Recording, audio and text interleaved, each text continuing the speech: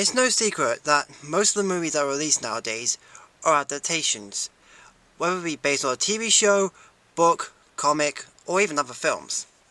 And with every adaptation, there's always going to be changes, whether it be to suit that particular story, or just to make the narrative more simpler to tell. But either way, with any adaptation, there's always going to be some group of people crying and moaning about those changes, and saying how they don't like it for whatever reason.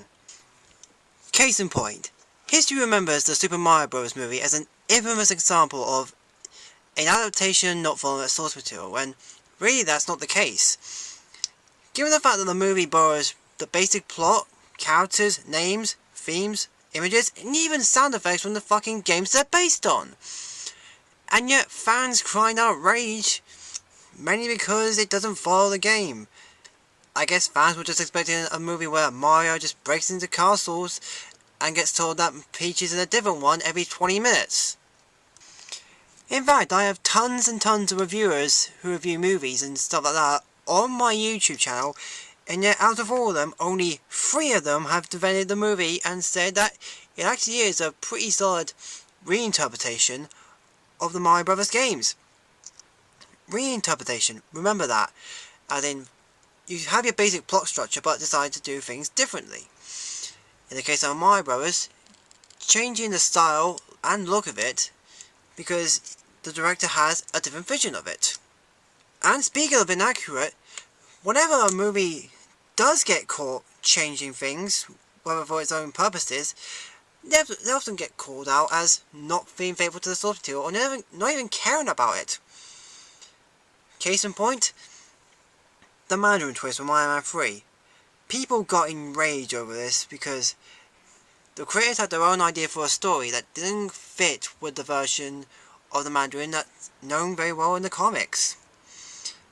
And people were upset because it wasn't what they were expecting. As if fans were just expected to have a movie that followed the source material perfectly. In fact, that's one of the reasons I've heard from people saying that they expected a cool, badass villain, but instead got a laughingstock. If we're following your logic, that means that Bioshock Infinite should not have pulled the twist or where Booker DeWitt is revealed to be Zachary Comstock, mainly because of the reason that Booker DeWitt has been advertised as the protagonist of the game and spends the majority, in fact all of the game, as the protagonist. In fact, most of the people I've talked to about this just say that it's an inaccurate representation of that character, and just leave it at that. They don't even explain what's wrong with it. They don't even bring up anything wrong with what has been established, whether they don't think it's funny or it doesn't work from a story perspective, just that it's not their version of the Mandarin that they wanted to see. While we're on the subject, Man of Steel decided to take the high road and have the balls to tell its own version of Superman, its own unique version, the way Zack Snyder imagined this completely new version of Superman. And yet, one of the main criticisms I hear from Man of Steel, other than the neck break, other than Kevin Costner as Jonathan Kent, is the fact that the movie can't decide where it wants to be. Whether it be the Christopher Reeve Superman, the Brandon Routh Superman, or even the animated series Superman. As if it needed to decide which one of these versions it had to choose, rather than just be its own version. And this is after the fact that Christopher Nolan has done this 3 fucking times with the Batman movies, and has been, and still currently is, riding off the success of that trilogy, and The Dark Knight. The second film of said trilogy is held as one of the greatest films, if not one of the best comic book movies of all time. What the absolute fuck?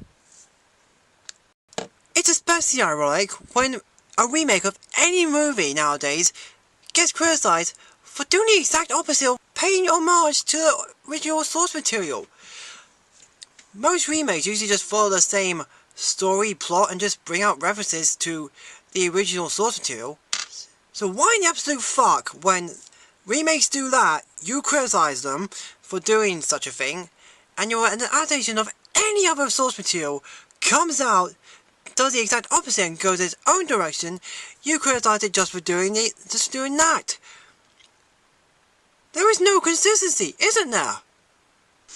I'm not saying that every adaptation that does something different from the source material is paying homage to it in a clever, unique way, because most versions of adaptations that do that aren't really paying homage to the source material.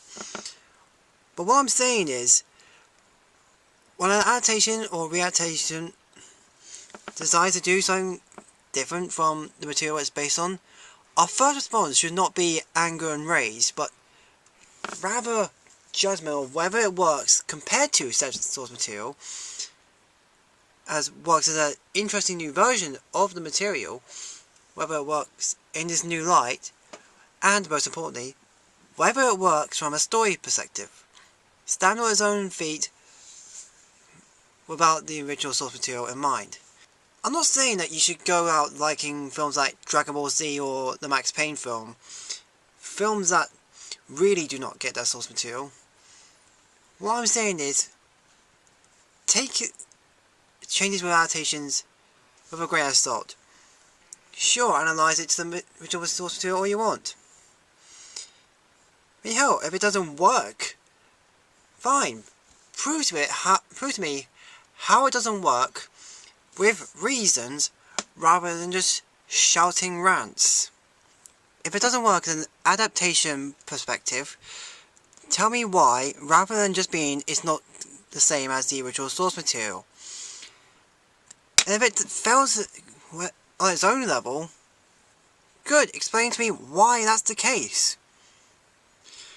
Just like in real life we wouldn't judge a person based on their appearance, we should not judge a movie only by the differences between that and its source material, unless you can flat out prove to me that the movie flat out admitted that it was going to be faithful to the source material, and then he proved that the director or actor saying that was the case.